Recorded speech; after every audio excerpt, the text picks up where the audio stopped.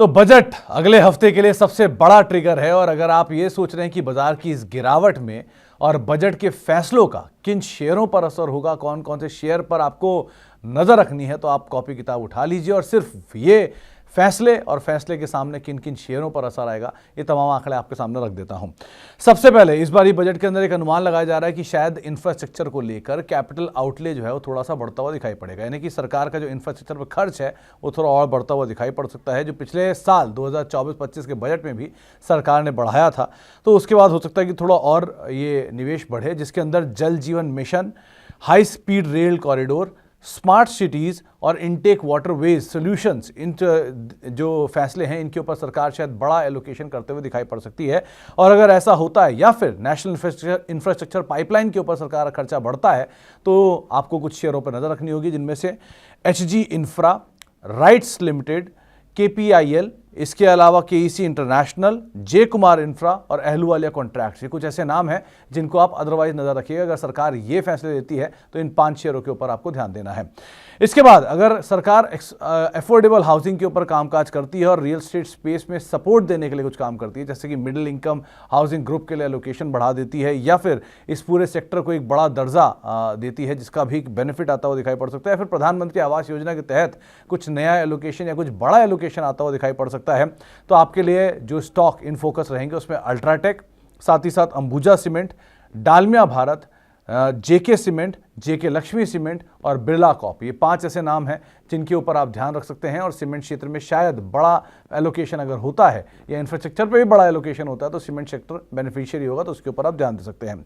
Renewable एक और सरकार का क्षेत्र जहां पर पिछले साल से ही सरकार ने बड़ा एलोकेशन देना शुरू कर दिया था और 500 गीगावाट 2030 तक पहुंचाने की सरकार का एक पहले से ही टारगेट है। तो अगर ऐसा होता है इसी में ही वो पीएलआई स्कीम बढ़ा सकती है, खासतौर से सोलर एनर्जी वैल्यू चेन को लेकर एलोकेशन, रूफटॉप सोलर को लेकर पीएम सूर्य घर योजना के तहत बढ़ाया जा सकता है। और मॉडर्नाइजेशन या फिर नेशनल ग्रीन हाइड्रोजन मिशन के ऊपर अगर सरकार कामकाज करती है तो कुछ स्टॉक जिसके ऊपर आप ध्यान दे सकते हैं उसमें पावर यूटिलिटीज में से जेएसडब्ल्यू एनर्जी, ये सबसे सस्ते वैल्यूएशन में है, एनटीपीसी, एनएलसी इंडिया और टाटा पावर, ये कुछ कंपनियां जो कि बड़ी पावर जनरेटर के तौर पर हैं। अगर आप कंपोनेंट वाइज देखा जा रहे हैं तो वारी एनर्जीज जिसके ऊपर आप ध्यान देंगे, प्रीमियर एनर्जीज और आइनॉक्स विंड जैसे शेयरों पर भी आप ध्यान दे सकते हैं। और टीएनडी कंपोनेंट में अगर आप जाते हो तो स्किपर लिमिटेड, पावर ग्रिड या फिर स्मार्ट मीटरिंग में अगर आप जाते हो जीनस पावर, केपीईएल, केपीआई, ये कुछ ऐसी कंपनियां हैं जिनके ऊपर आप ध्यान दे सकते हैं। हो सकता है इस क्षेत्र के अंदर कुछ एक फैसले आते हुए दिखाई पड़े। इसके अलावा रूरल एक और बड़ा क्षेत्र है जहां पर सरकार कामकाज कर सकती है और बड़े इंसेंटिव गवर्नमेंट को देने की योजना है आने वाले समय में। और वो इंसेंटिव अगर देते हैं खासतौर से बिल्ड ईवी चेन बनाने को लेकर या फिर चार्जिंग इंफ्रास्ट्रक्चर बनाने को लेकर, ये एक बड़ा फैसला हो सकता है। तो इसमें तमाम वो कंपनियां जो कि 2 व्हीलर स्पेस से हैं या फिर चार्जिंग स्पेस से हैं, इनके ऊपर इंपैक्ट आता हुआ दिखाई पड़ेगा, क्योंकि Bajaj auto, hero MotoCorp, Uno Minda, Exide industries, अमर राजा, ये कुछ ऐसे नाम हैं जहां पर अगर सरकार बड़े फैसले करती है खासतौर से ऑटो स्पेस को लेकर, ईवी चार्जिंग स्पेस को लेकर या फिर एक्सपेंशन को लेकर, तो आप इनके ऊपर एक बड़े डेवलपमेंट्स होते हुए दिखाई पड़ सकते हैं। एक और इम्पॉर्टेंट स्पेस जो है वो है गवर्नमेंट ने पीएमएवाई स्कीम के तहत यानी हाउसिंग फॉर ऑल के तहत सरकार ने काफ़ी बड़े बड़े एलोकेशन किए हैं। और अगर ये होता है या फिर अटके हुए प्रोजेक्ट्स को लेकर गवर्नमेंट कामकाज करती है और उस क्षेत्र के ऊपर भी कुछ फर्दर एक्सपेंशन आता है तो भी हम समझ सकते हैं कि आने वाले समय में गवर्नमेंट जो रियल एस्टेट डेवलपर्स हैं उनको एक सपोर्ट प्रोवाइड करा सकता है, तो उनके ऊपर भी आपको नज़र बना के रखनी होगी। साथ ही साथ बजट में डिजिटल इंफ्रास्ट्रक्चर को लेकर भी सरकार का काम होने का अनुमान है, जिससे भी एक स्मार्ट सिटीज़ या जो